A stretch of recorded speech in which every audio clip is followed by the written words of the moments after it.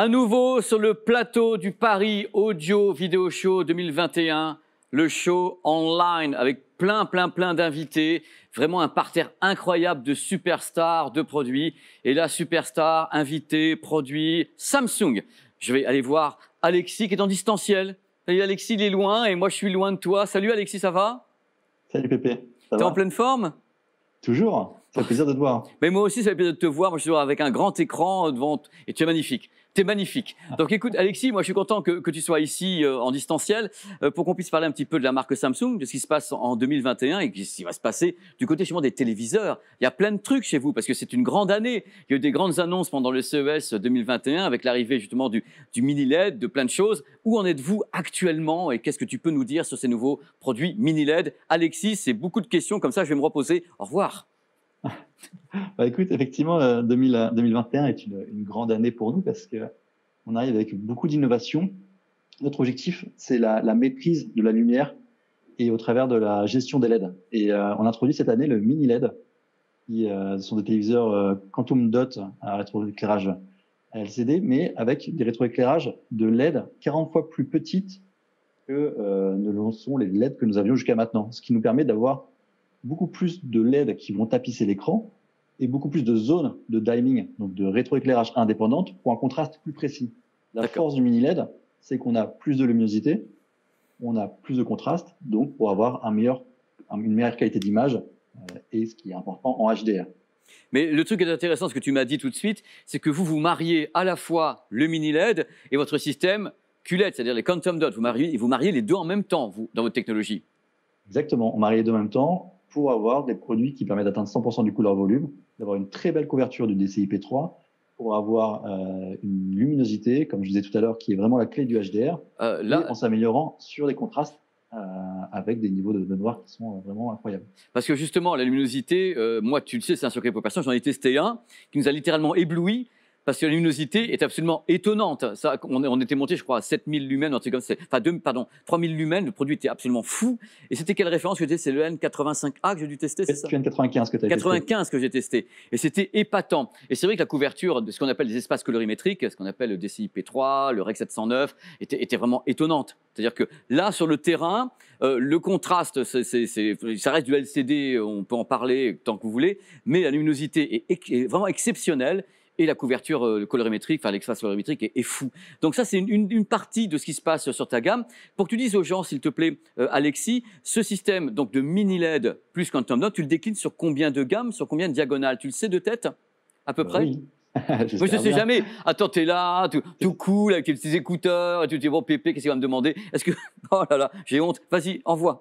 Vas-y, je vais faire. C'est facile pour s'y retrouver, c'est tout ce qui est NeoQLED. Les NeoQLED, ça commence au QN85. Ouais.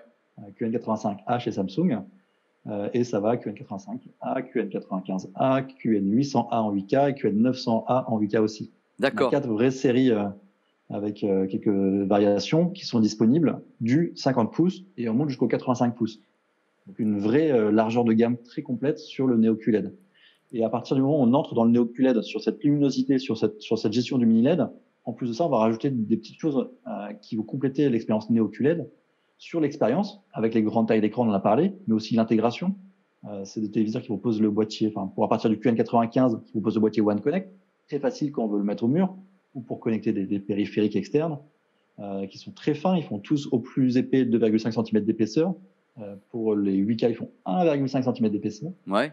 C'est aussi des produits qu'on a voulu travailler dans un aspect un peu plus responsable, durable, puisque ce sont des produits qui consomment finalement assez peu d'électricité. La mini LED permet de consommer moins que ne consommait le LED avant. Donc ça, c'est un vrai pas en avant et une vraie valeur ajoutée du mini LED chez Samsung. Ce sont des technologies inorganiques qui durent dans le temps, il n'y a pas de risque de marquage et on a pas mal de petites choses en plus qu'on vient rajouter, comme la télécommande solaire. Oui, c'est ça. Tu peux en parler un petit peu, cette télécommande solaire, ça fait le buzz partout. Donc tu la recharges grâce à l'énergie solaire et tu as une durée de charge de combien de temps? C'est-à-dire en utilisation normale, une fois que tu l'as rechargé, tu le sais ou pas ça?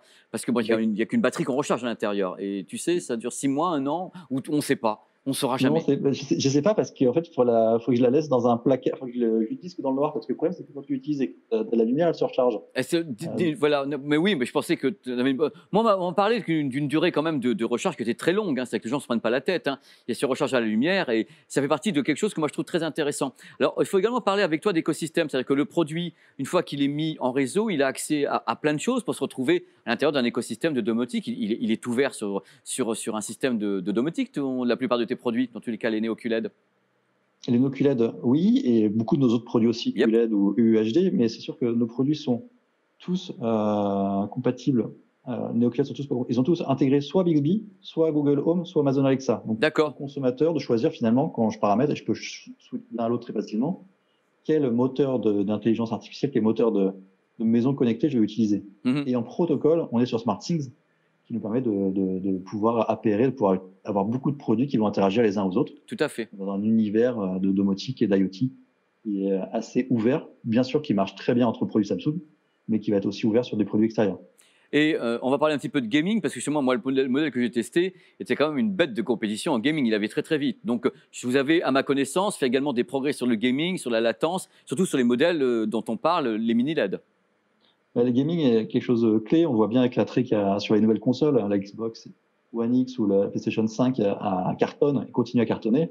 Il y a une vraie volonté Ce qu'ils peuvent vendre, parce que le problème, c'est les stocks, c'est pas le carton, tu vois. C'est que les gens, ils sont là.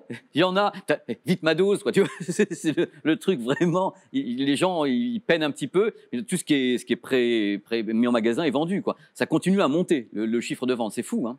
Mais c'est clair. Et ce qui est important avec ces nouvelles consoles-là, c'est de pouvoir avoir des téléviseurs qui soient compatibles en 4K en HDMI 2.1 pour jouer en 4K 120 FPS, en 120 images par seconde. Et nos téléviseurs ont à minima une prise HDMI 2.1 et à partir du QN95, ils ont 4 prises HDMI 2.1 pour pouvoir brancher plein de consoles nouvelle génération sur tous les ports HDMI. Et ce qui va faire la différence, c'est que on est HDMI 2.1, on est 4K 120 FPS, on est aussi FreeSync Premium Pro. Donc le HDR, avec le HDR dedans. C'est que sur la Xbox qui est aussi qui est compatible avec AMD, vous pouvez avoir des jeux qui sont compatibles en 4K 120 FPS en HDR. En HDR en plus. C'est le pro. C'est vraiment le top. Exactement. Premium Pro. Bon, il y a beaucoup de superlatifs, mais voilà. Ça marche bien. Et on est les seuls aujourd'hui sur le marché à être compatible avec cette technologie-là. Donc, c'est un vrai plus.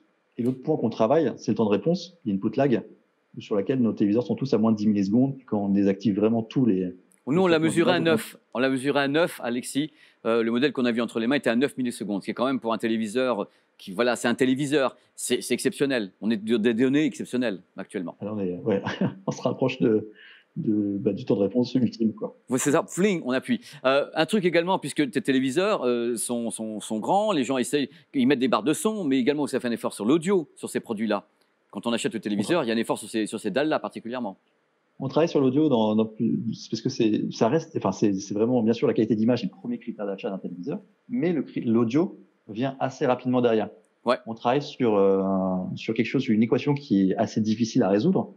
Nos téléviseurs sont fins, ce qui permet d'être très beau quand c'est accroché au mur, mais quand c'est fin, je vais pas t'apprendre ça, tu n'as pas d'espace pour la caisse de résonance. Quand tu n'as pas de grave, c'est difficile de mettre du grave dans 2 mm. Donc on essaye d'optimiser au mieux le son. C'est pour ça qu'on a un labo acoustique en Californie qui s'appelle l'Audiolab, qui sont vraiment des experts en son qui essayent de faire ce qu'ils peuvent. C'est l'Audiolab de Harman. Les anciens de Harman, effectivement, qu'on a racheté Harman avec Alain Deventier et Pascal Brunet, un Français qui est patron de la recherche. Je les ai rencontrés, ils sont super en plus, ils sont extraordinaires. Donc il y a vraiment tout un travail qui est fait sur la calibration, sur beaucoup de choses qu'on peut faire avec ce qu'on a. Et on a aussi développé, rapporté plus de spatialisation. Comme les écrans sont grands, on a de la place pour mettre finalement des haut-parleurs. Et avec les systèmes OTS, Object Tracking Sound, on vient aussi positionner des haut-parleurs, notamment des tweeters, pour la directivité du son via les aigus, en haut, sur les côtés de l'écran. Et ce qui est assez génial, c'est que le son est bon par défaut, mais si je vais y rajouter une barre de son Samsung Q-Series, je vais pouvoir associer les deux pour avoir ce qu'on appelle le Q-Symphony. D'accord. C'est là où je vais avoir ma barre de son qui va travailler avec les haut-parleurs du téléviseur pour avoir une amplification, une immersion et un son qui va vraiment être aussi bien virtuellement que réellement venir de beaucoup d'endroits différents face à moi. Tu virtualises. Au niveau des pistes audio, enfin des formats sonores que tu acceptes sur les téléviseurs dont on parle, c'est Dolby Atmos ou DTS ou c'est les deux? Vous prenez tous les formats sonores, Dolby Digital? Dolby Digital, DTS, mais pas Dolby Atmos. D'accord. En diffusion. Direct, mais par contre, vous pouvez récupérer. On transfère tous les produits périphériques qui sont compatibles Dolby Atmos. D'accord. Là, on a parlé du mini LED, mais dans ta gamme, tu as des tas de produits. Moi, je vais poser des questions que j'ai posées à tous tes confrères. Le ticket d'entrée pour avoir un téléviseur Ultra HD 4K chez Samsung en 55 pouces, c'est combien chez toi? Est-ce que tu as une idée à peu près, qu'on sache actuellement quel est votre ticket pour avoir un tel produit? Oui, c'est aujourd'hui dans les catalogues Coupe d'Europe, tu peux en trouver aux alentours de 600 euros. Ouais, c'est ça, c'est le prix. Et on va vers les très très hauts de gamme pour le 8K chez vous et le mini LED qui va donc très très loin au niveau des tarifs. Est-ce que tu as des petites idées ou des trucs qui peuvent arriver encore sur cette année? Parce que c'est intéressant de t'avoir pour parler avec nous. Est-ce que tu as des petits projets, des choses? Est-ce qu'il y a des nouvelles... Tu t'occupes également des barres de son. Je crois qu'il y a des barres de son qui sont introduites maintenant ou qui seront introduites à la rentrée, sachant que l'IFA malheureusement n'aura pas lieu, comme tu as vu, ce qui est quand même quelque chose qui était... C'est la nouvelle du jour. Bah ouais, ça n'aura pas lieu du tout, ce qui est quand même une bad news pour toute la profession, parce que c'est une occasion de nous voir tous et de voir des matériels. Est-ce que tu as des petits tips à nous donner comme ça? Sur les barres de son, notamment? Il y a beaucoup de choses qu'on travaille. La première, qui est une grosse chose qui arrive très vite, c'est qu'on introduit réellement le micro LED dans les jours qui viennent. Bonne journée. Non, je te laisse tout seul. Vas-y, parle. Non, mais donne le tarif avant. Qui est l'évolution. Alors bien sûr, c'est un produit qui est réservé, comme toute grosse innovation, à une élite, ultra élite au début, mais c'est un produit qui devient, qu'on vend de manière industrielle. Et tout arrive industriel au fur et à mesure. Il faut se rappeler les premiers écrans LED comme écouter, les écrans LCD. Les premiers plasmas qui coûtaient une fortune. Combien ça coûtait en fin de vie. Donc forcément, toute nouvelle technologie commence à faire haut, puis au fur et à mesure que les process industriels sont maîtrisés et qu'il y a du rendement, ils vont baisser en prix. Mais c'est pour montrer que on avance dessus, c'est pas juste des produits de foire, on les vend, donc ils seront accessibles. Tu as plusieurs diagonales, Alexis, pour le micro LED, tu as 2 diagonales, tu en as combien?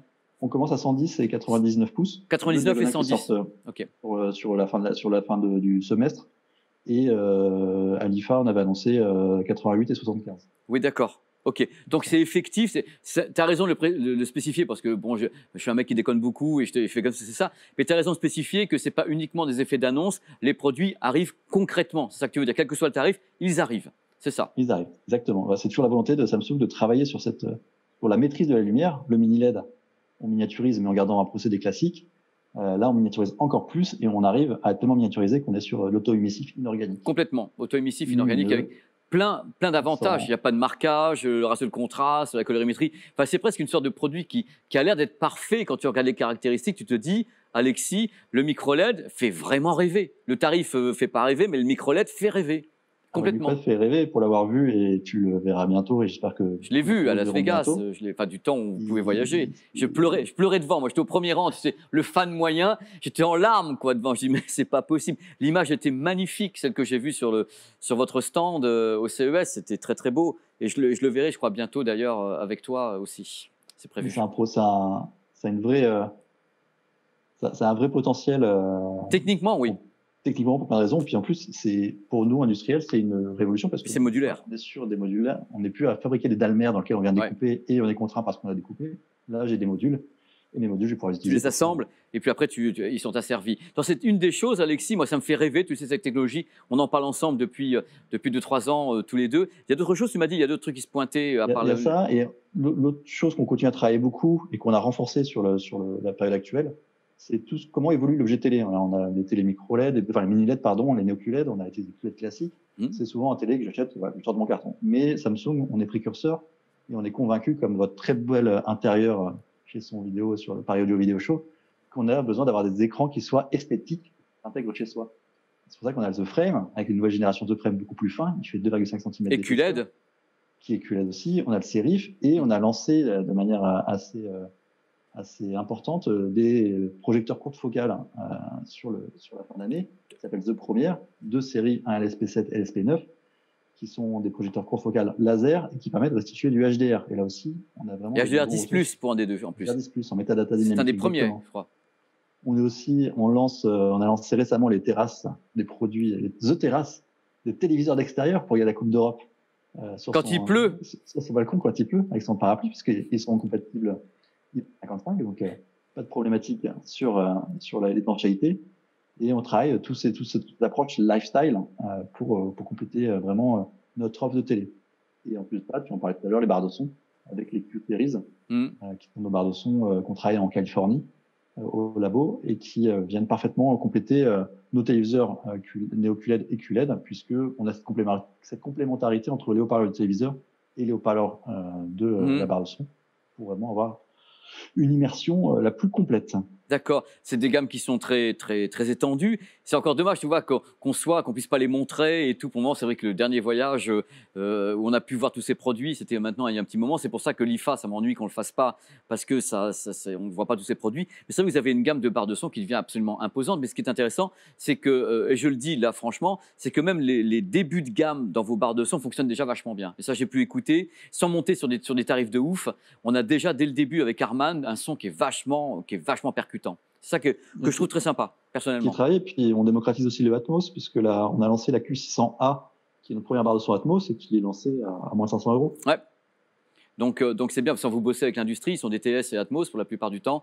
Donc voilà, moi je trouve que c'est vachement bien de pouvoir parler avec toi, parce qu'en effet, le micro-LED, je ne m'attendais pas à ce que tu en parles, parce que je me dis, c'est vrai que le produit, on ne va pas se mentir, même si tu annonces qu'il arrive, ça reste un tarif qui laisse songeur. Mais je suis d'accord sur un point, Alexis, c'est que toutes les technologies qu'on a vues naître tous les deux ont commencé à des tarifs absolument étonnants pour certaines. C'était juste du délire. Moi, je me rappelle les premiers vidéoprojecteurs, les premiers plasmas, c'était hors de prix. Et c'était quelque chose qu'on regardait. Et en plus, le premier plasma, au bout d'un an, il devenait tout orange.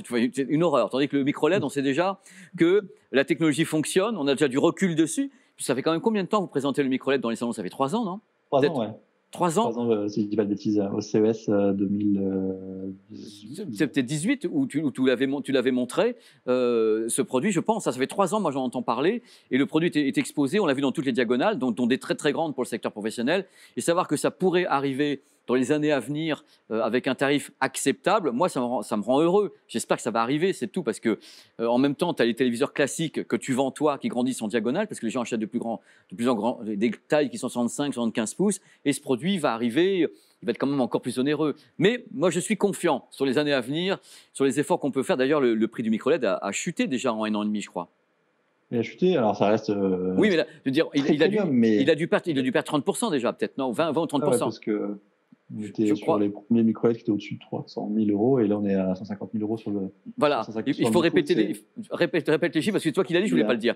Les premiers micro-LED étaient à 300 000 €, maintenant on est à la moitié. Donc on a déjà la moitié du chemin, et il nous faut encore beaucoup de moitié. Au revoir, messieurs, dames, pour arriver à avoir un produit qui serait même en 65 pouces acceptable. Dans tous les cas, ça me fait vraiment rêver, et je suis content d'avoir pu parler avec toi, Alexis. J'aurais tellement aimé que tu sois ici avec moi, et qu'on puisse vraiment discuter avec plein de produits, mais ça sera pour une prochaine fois. Et j'espère qu'on pourra et j'espère qu'on pourra se voir physiquement au salon Paris Audio Video Show au mois d'octobre, avec des trucs qu'on pourra montrer aux gens qui pourront kiffer. Pourquoi pas un micro-LED? Peut-être micro-LED, hein. Tout à fait. Vous pouvez les transporter, les mecs, sans les casser, surtout. Non, comme c'est modulaire, vous pouvez les transporter. Merci, Alexis. Avec plaisir, Pépé. C'est vraiment adorable. Merci à vous pour l'invitation. C'était un grand plaisir de discuter avec vous. Ouais, tout à fait. Et je suis content de te voir prochainement pour qu'on discute d'un petit peu de micro-LED, justement. C'est cool. Merci, Alexis. Ciao. Merci, dans peu de temps, on va retrouver une marque audio qui s'appelle Ibasso, ainsi que Shanling. Voilà, ça c'est la petite pastille suivante. Ciao. Merci, Alex. Ciao.